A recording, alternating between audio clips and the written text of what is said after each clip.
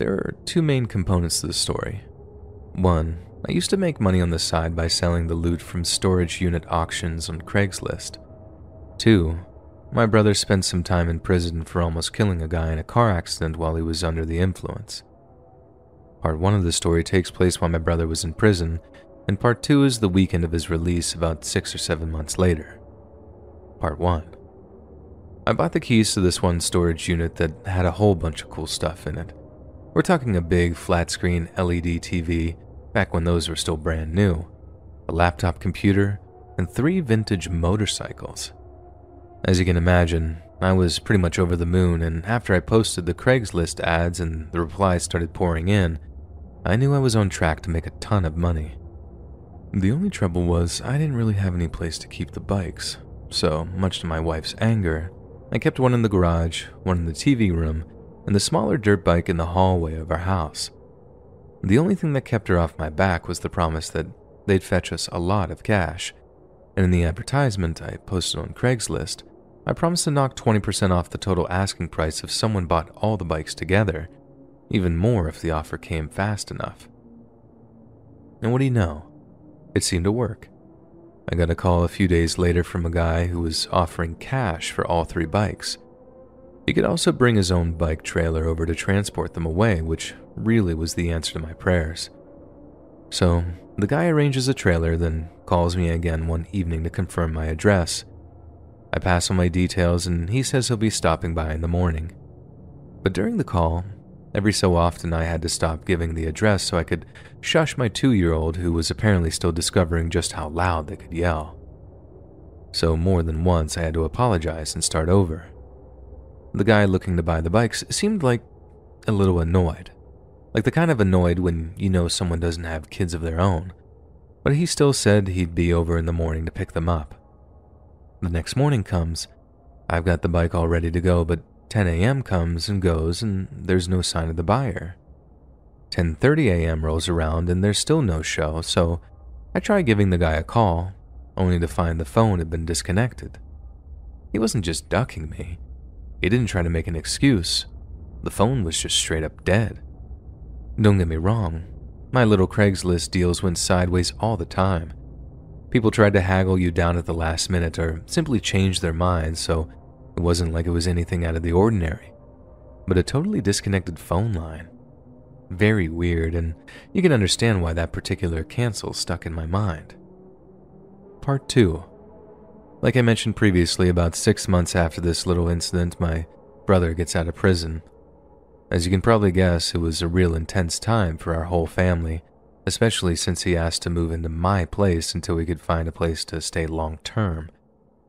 I told him if he touched a drop of alcohol, he was out on his butt. But other than that, he could stay as long as he wanted. About 2 weeks into his stay, I was having a beer out on the porch after the kids had gone to bed when my brother came out to join me. I was a little apprehensive, thinking he might just be trying to get my guard down so he could ask for a beer or something. But I was just being paranoid, and we had a little heart-to-heart that night, me drinking Pabst and him drinking Faygo. We talked about stuff he'd missed, how Mom and Dad really felt about his conviction, but most relevant to this story, we talked about his time in prison. It was a long, meandering conversation that honestly is a little hazy on my part thanks to the beers, but I remember mentioning something about how I felt bad for him, being locked up with all those scumbags. My brother's a jerk, but he's not a bad person. He was torn up after the accident, almost took his own life, and he took his jail time on the chin because he knew he deserved it. I just hated the idea of him being locked up with actual evil people, people that might hurt him, manipulate him, or coach him into being an actual criminal and not just some idiot who liked to drink too much. His reply kind of caught me off guard for a second because instead of telling me some story about talking to murderers or bank robbers, he says something like, "There's actually some pretty good guys in there, you'd be surprised." I guess maybe I would. I mean, my brother ended up inside. All he made was one dumb but dangerous mistake. But still, I just guffawed and told him to give me one credible example. Then, I swear to God, he starts telling me this story about this biker guy he'd shared a cell with for a few months. He wasn't just any old biker dude either. He was president of the local chapter of quite a well-known one percenter club. Not the kind of guy you want to mess around with, but apparently also a man with a code. He once told my brother a story about how one of his associates found a guy selling a bunch of motorcycles. He planned to get the guy's address, roll up in the middle of the night, kill the guy selling them, then steal the bikes. The only reason they called the job off was because the associate had heard kids on the other end when he was talking to the seller on the phone. It took a minute for the penny to drop, but I remember interrupting my brother to ask where they'd seen the bikes advertised, and when he said online, I swear my heart rate went into overdrive for a second. I threw out a flurry of questions, asking him what website, what models the bikes were, where their prospective victims could have been located. My brother didn't have any answers to these questions, just a few vague answers before he hit me with a question of his own. I just straight up told him I thought the biker's mark was me, and I told him all about the bikes I'd won in the unit auction, how the buyers seemed to just drop off the face of the earth. To this day, I'm convinced it was me, and that the only thing that kept me and my family safe were the wails of my toddler.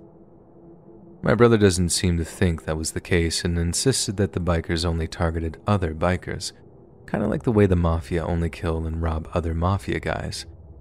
But I'm not so sure. Like I said, even these days I have this feeling in my gut that screams, you dodged a bullet.